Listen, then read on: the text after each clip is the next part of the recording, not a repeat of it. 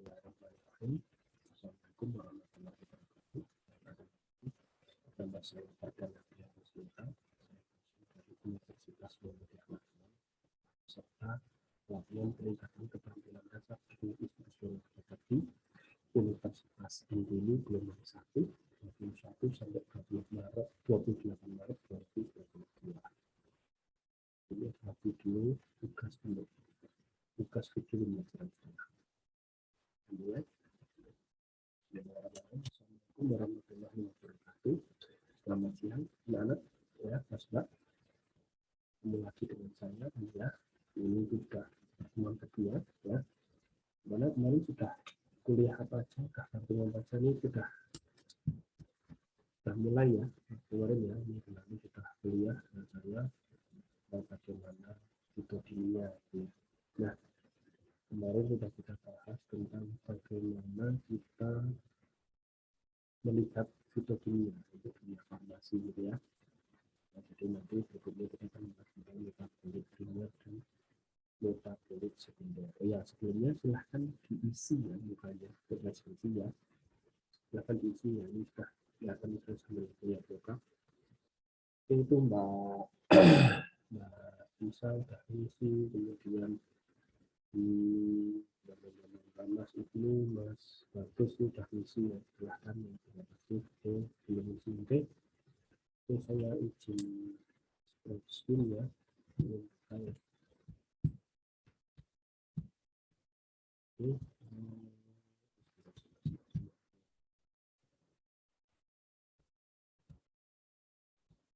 Ini ya, seperti ini ya. Jadi sebelum kita mulai ya, silahkan kita berdoa ya untuk memulai kelas ini. Berdoa dipersilahkan.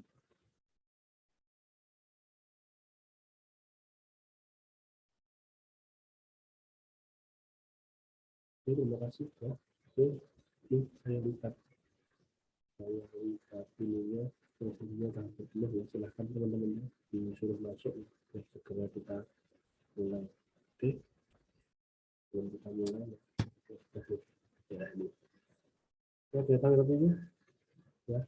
Don't reach people difficult ya. Ini kita yang kita bahas itu sama ini. Apa nih Pak? Aneh banget ya. Don't reach people yang ini. Jadi saya mau cerita sedikit tentang sebenarnya saya ini kan melaju ya, melaju itu apa ya, bolak-balik ya, Jerman ke Magelang ya, udah lebih 30-50 menit lah saya dari kampus ke rumah ya. Kemudian di situ kan daerah tambang pasir ya, jadi banyak truk-truk. Ini salah satu yang kemarin waktu itu saya ke kampus, ada tulisannya ini, don't reach people difficult. Apa artinya? Oh Mas Ibnu. Nah ya, benar ya. Jangan kaya, tapi ini kaya ya, notice-nya kan. Jangan kaya orang susah. Itu sebutannya, atau jangan kaya orang susah.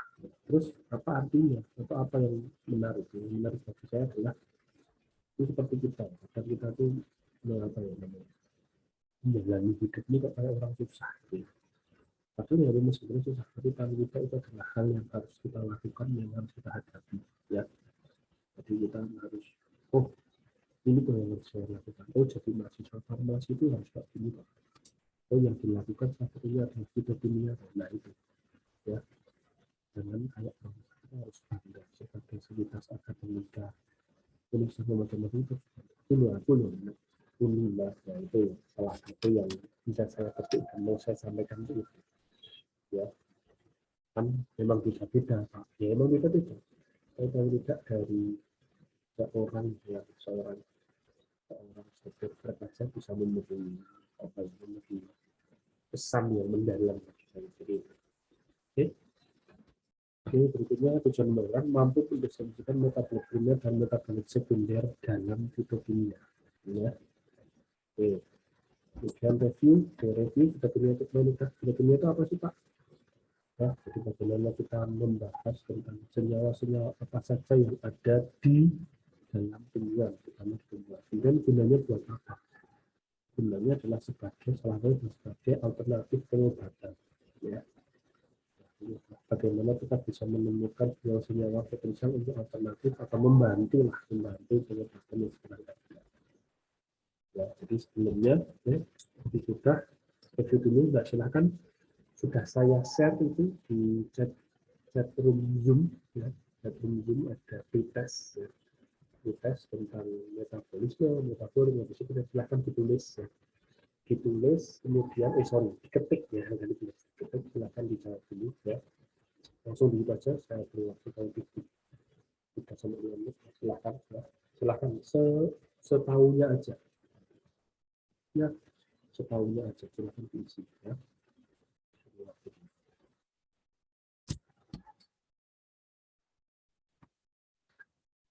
Ya, ini beberapa sudah masuk, ya, sudah masuk nih, kayak punya gila nih. Metabolisme adalah sekumpulan proses, ya, sekumpulan proses, ya. Kemudian metabolisme adalah hasil dari metabolisme itu sendiri, ya. Jadi metabolisme, benar nih, metabolisme itu metabolisme primer, ya. Primer ya primer Pak, yang utama, ya, betul, utama, ya, metabolisme ini begini, ya. Kita lihat nih di metabolisme adalah kumpulan proses, oke. Kemudian kalau metabolit adalah hasil, ya. Kemudian kalau primer yang utama, ya. Betul, utama dalam apa, nah itu yang harus kita bahas lagi. Kalau sekunder ya sekunder, ya, bukan yang utama, betul, tapi seperti apa sih bukan utamanya, ya. Jadi terima kasih, ini masih sambil jalan apalagi nih. Terus yang tanya itu Pak, yang buat apa tumbuh kembang, nah, ini sudah ada tumbuh kembang di sini, ya. Berikutnya, ini pertanyaan yang harus kita jawab nanti sampai terakhir, ya. Ini apa itu metabolisme, metabolit dan metabolisme, ya. Metabolit primer dan sekunder, terus kenapa dihasilkan atau diproduksi metabolit primer dan sekunder, mungkin kenapa kita harus tahu, karena Mas Mbak sekalian harus tahu tentang metabolit sekunder, gunanya apa, nah gitu. Jadi semoga nanti dalam pertemuan ini terjawab semua, gitu ya. Ini gambar umum metabolisme, ada pengertian, kemudian jenis, ada metabolit. Ya, metabolisme itu biasanya kita bahasakan dengan mengkombin atau mengkombinasi. Kalau metabolisme itu adalah memecah atau breaking, kemudian metabolisme adalah whole atau keduanya. Kemudian metabolit primer ada, metabolit sekunder ada. Fungsi, contoh. Fungsinya apa kita bahas nanti, kemudian contohnya apa nih contohnya? Yang utama ada karbohidrat, asam amino, satu lagi apa? Mas amin ada protein, nah itu ada di chapter itu. Oh iya, betul, protein. Atau sebenarnya asam amino juga protein, ya. Satu lagi apa? Sebagai penghasil apa? Energi apa? Oh iya, iya. Bariska. Oh, Bariska ini lagi chapter. Oke, benar. Ini ya lipid, ya. Satunya adalah lipid, ya. Kemudian kita bahas. Kalau metabolisme sekunder fungsinya apa? Nah, ini nanti kita bahas lebih lanjut. Atau ada yang mau tahu? Ada yang tahu? Ada yang tahu? Yang tahu? Mbak Resma mungkin bisa aja Mbak kalau nggak mau. Oke. Untuk apa? Predator maksudnya? Oh, untuk mengusir, ya. Untuk mengusir predator bisa salah satunya, ya. Jadi sebenarnya alkaloid itu salah dua yang paling terkenal di dunia tumbuhan. Metabolisme sekunder adalah alkaloid dan flavonoid. Kemudian sifat khasnya apa alkaloid itu? Nah, gitu kan. Alkaloid adalah yang tahu itu Pak yang berwarna itu berwarna karena apa? Kan gitu kan. Ya. Berwarna karena apa? Kalau berwarna karena apa? Ada khasnya sebenarnya. Kerangkanya dia sebenarnya khas. Ya, C6, C3, C6 itu biasanya khas flavonoid. Kalau alkaloid, yang tahu mungkin yang pernah nyoba, sudah pernah baca, silahkan diskusi di chatroom. Alkaloid apa sih yang khas dari alkaloid? Wah ini, ya, oke, pahit, betul, pahit. Salah satu zat pahit itu namanya alkaloid. Ya. Oh, itu zat pahit. Khasnya apa? Dia punya atom N di situ. Sifatnya basa atau asam? Sifatnya dia basa. Ya. Jadi ada sifat khas dari alkaloid, salah satu metabolisme sekunder paling terkenal di dunia tumbuhan itu alkaloid. Ya, ada lagi apa? Ini ada perkembangan dan pertumbuhan, ya. Satunya itu bisa diukur, ya. Dari kecil menjadi besar. Butuh apa? Nah ini kebutuhan primer dan sekunder maupun tersier. Ya kalau kita pernah tahu adalah Oh, kalau dulu di PPKM itu adalah apa namanya kebutuhan timnya itu senang pangan papan, ya kan? Ada tiga itu. Kemudian lainnya adalah turunan tidak sekuler bekerja. Walaupun, nah ini sekarang kalau namanya HP ini kalau udah geser ke primer ya. Nah ini ya dari pertumbuhan berkembang dari kecil kemudian menjadi besar ada makanan, minuman, kemudian ini pakaian. Ya. Tambah lagi biasanya ada tambahan adalah namanya tempat tinggal ya, tempat tinggal. Nah itu prima. Tapi sekarang sebenarnya ini ya HP ini udah geser ya, kita nggak bisa tanpa kuota, tanpa HP itu nggak bisa. Ya. Itu yang penting. Tapi gambaran umumnya adalah bagaimana kita bisa mendefinisikan kebutuhan primer kita dan kebutuhan sekunder kita. Kalau bukan di dalam tubuh tumbuhan itu ada kebutuhan metabolik primer dan kebutuhan metabolik sekunder.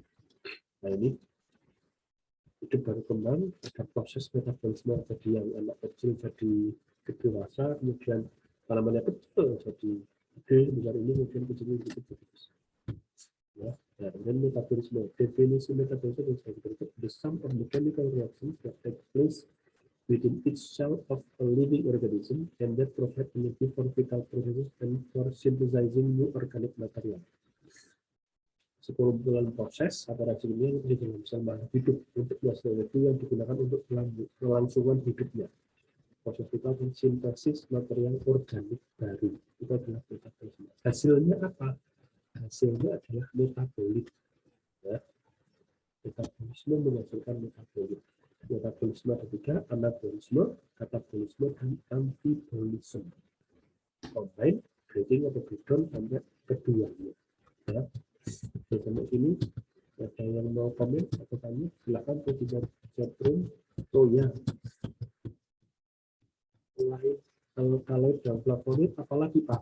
Nah, ada macam-macam, ada yang namanya terpenoid, tanin, tanin, nah itu nanti kita bahas di belakang. Ya, tapi ada. Oke, terima kasih pertanyaannya. Ini gambarannya metabolisme sendiri, metabolisme sendiri. Produksinya adalah metabolisme, hasilnya adalah metabolit. Ya, metabolit adalah hasil metabolisme makhluk hidup.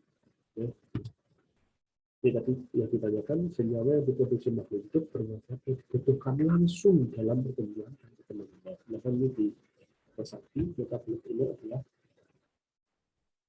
senyawa yang diproduksi makhluk hidup bermanfaat atau dibutuhkan langsung dalam pertumbuhan dan perkembangan. Dibutuhkan langsung dalam pertumbuhan dan perkembangan. Apa contohnya? Karbohidrat, ya. Kemudian protein, lipid, vitamin, ini asam nukleat. Asam nukleat penting ada material genetik. Ya, silakan dicatat, kalian membicarakan. Kemudian kita beralih ke metabolit sekunder. Senyawa yang berkembang tidak bermanfaat atau dibutuhkan langsung dalam pertumbuhan dan perkembangan. Tidak dibutuhkan langsung dalam pertumbuhan. Jangan bilang tidak dibutuhkan ya, tapi tidak dibutuhkan secara langsung dalam pertumbuhan dan perkembangan. Masih dibutuhkan tapi tidak dalam pertumbuhan dan perkembangan. Contohnya tadi ada flavonoid, nah, kalau kemudian flavonoid, polifenol, glikosida, ada saponin, ada tanin, macam-macam dengan sifat fisika berbeda-beda. Efeknya gimana sih? Gitu kan, banyaknya. Atau contohnya gimana? Ini lipid ya. Lipid melindungi kulit ya. Ya, metabolisme sekunder. Kenapa sih kok kita hanya membahas metabolisme sekunder? Karena emang sebagian besar tumbuhan atau senyawa dan tumbuhan yang digunakan atau yang sekarang ditemukan yang menjadi sangat menarik dari dunia kami adalah metabolisme sekunder. Ya. Produk samping atau terus kemudian di sama metabolisme sekunder itu memang terjadi. Nah, ternyata pada awal-awal itu ada dianggap tapi hanya produk samping atau hasil buangan, hasil detoksifikasi dari tumbuhan racun, ya, yang tidak dapat diasosiasikan karena memang tumbuhan ini nggak punya nggak punya organ khusus ekspresi, ya. Tidak seperti hewan yang memiliki organ dan sel ekspresi, tapi tumbuhan itu nggak ada. Julius Sachs, salah satu founding fathers bidang fisiologi dalam memberikan suatu statement definisi ini.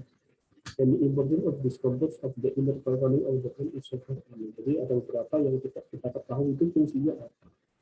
Itu salah banyaknya yang harus kita. Nah, kemudian setelah namanya banyak penelitian, kemudian banyak temuan, kita bisa tahu bahwa vitamin C itu apa, satu produk samping benar kalau kita tidak itu. Tapi ternyata gunakan juga untuk fungsi pertahanan, kompetisi, adaptasi, ya, kemudian transport ion-ion logam, kemudian agen simbiosis antara mikroba dan tanaman atau beberapa organisme atau mikroorganisme lainnya, ya, sebagai hormon seksual, kemudian sebagai atraksi, stimulasi, dan efektor diferensiasi. Ya. Jadi ini ada berbagai macam hal dari berbagai macam temuan, ya, yang memang digunakan untuk fungsi pertahanan, ya, untuk pertahanan kompetisi dan untuk adaptasi. Jadi ada beberapa tumbuhan yang dia melakukan sesuatu itu memang untuk mengusir predatornya, entah memang mengusir kompetitornya, tumbuhan lain, atau memang untuk predatornya, misalnya dimakan kemudian baik kemudian dia nggak mau. Nah itu juga bisa, ya, ada kompetisi adaptasi, ya. Jadi kemudian ada agen simbiosis di mana mikroba itu bisa tanda kutip menggeburkan atau menyuburkan tanah di sekitarnya, jadi dia bisa lebih bagus. Nah ini dari metabolisme sekunder fungsinya tadi ada beberapa, satunya pertahanan, ya, herbivora, predator, serangga, moluska, biota, ada penolakan, pencegahan, peracunan, penghambatan pertumbuhan. Kemudian mikroba, virus, ada yang penghambatan pertumbuhan, ada peracunan. Jadi ada yang menghambat pertumbuhan, ada yang meracuni. Jadi sesuatu hal seperti menggunakan sekret yang kemudian membuat itu menjadi tidak lagi strong atau fit gitu ya. Kemudian tumbuhan yang berkontribusi penghambatan, pertumbuhan bibit. Nah, kemudian ada lagi proteksi atau penyimpanan N. Ya, ada proteksi UV, jadi misalnya ada beragam di daun misalnya yang menghasilkan suatu senyawa tertentu dan dia bisa memproteksi dari UV.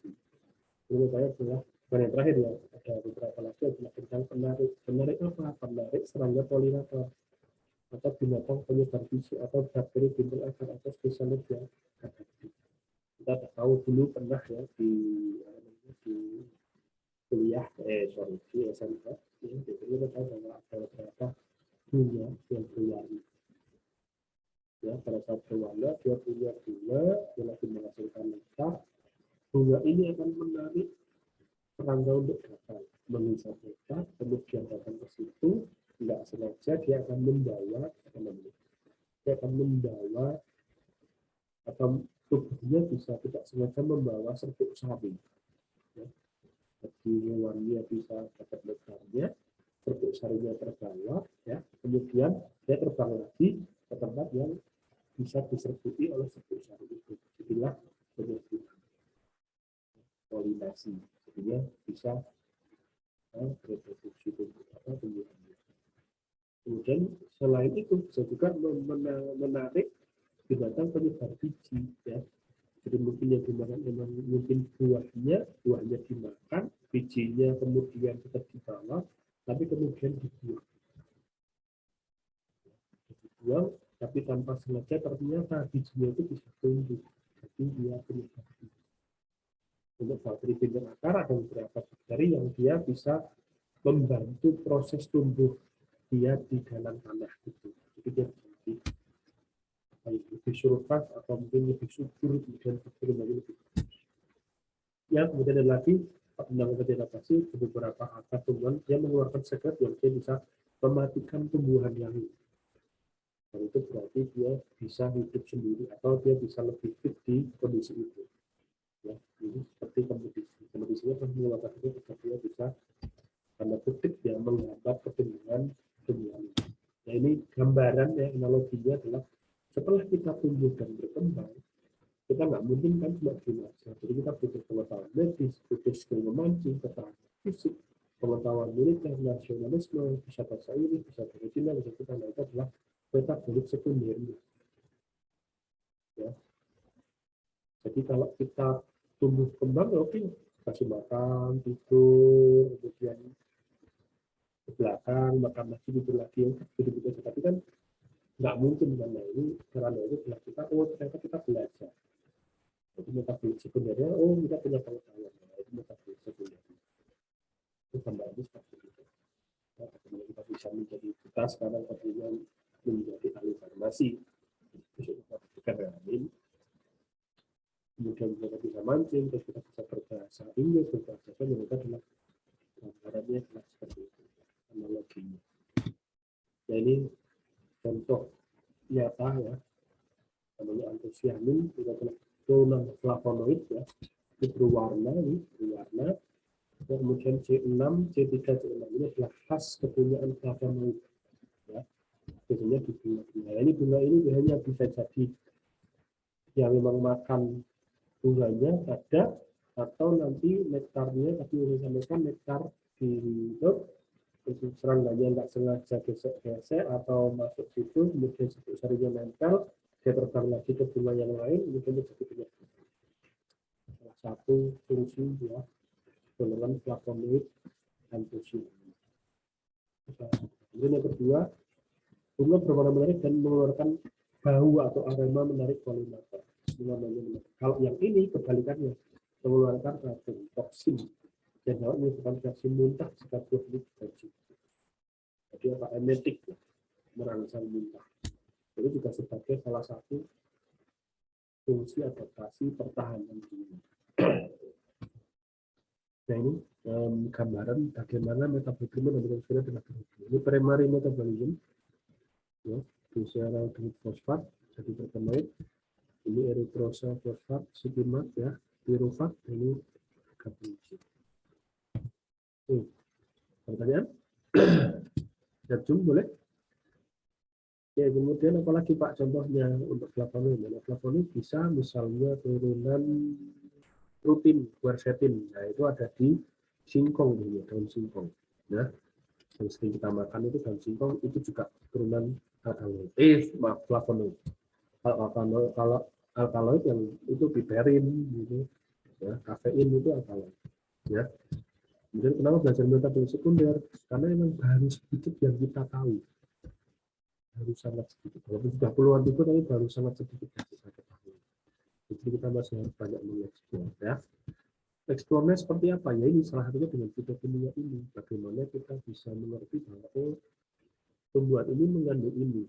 Bisakah kita modifikasi agar kita dapat lebih banyak? Atau sebenarnya adakah isi yang lainnya? Nah ini karena pengetahuannya baru sedikit begini. Jadi kita butuh, atau gambaran sebenarnya masih sangat besar.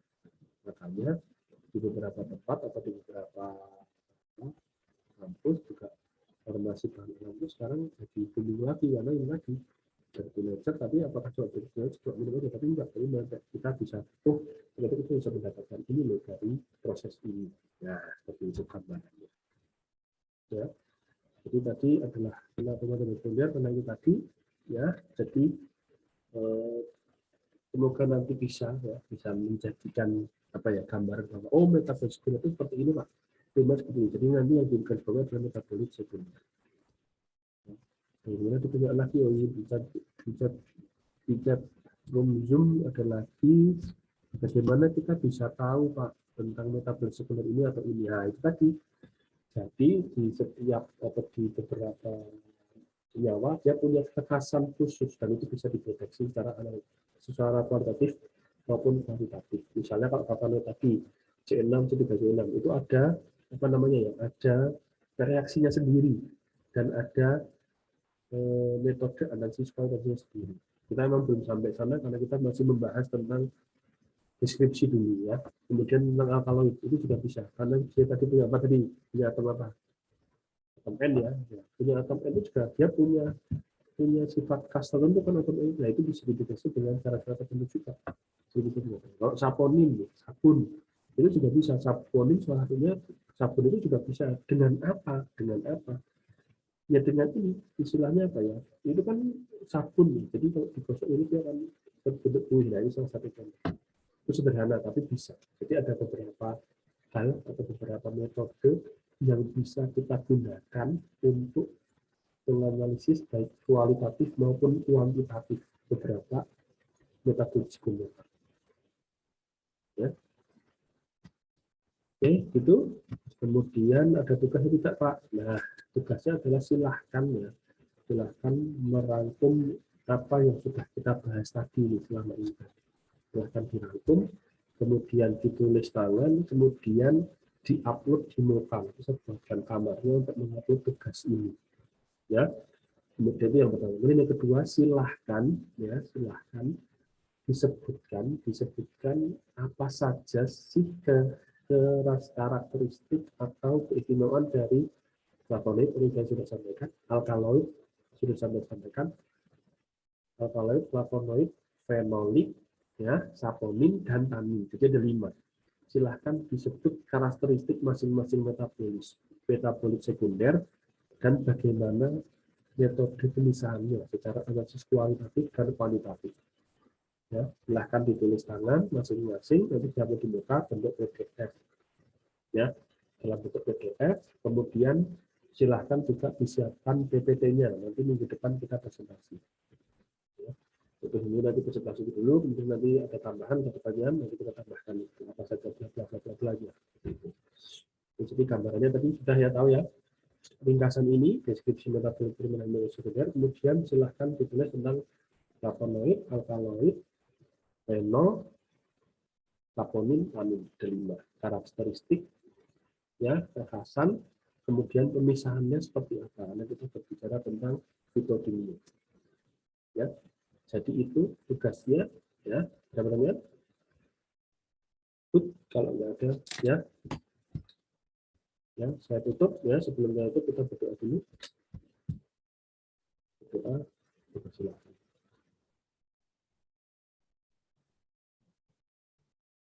Oke, terima kasih. Saya tutup. Sampai ketemu minggu depan. Assalamualaikum warahmatullahi wabarakatuh.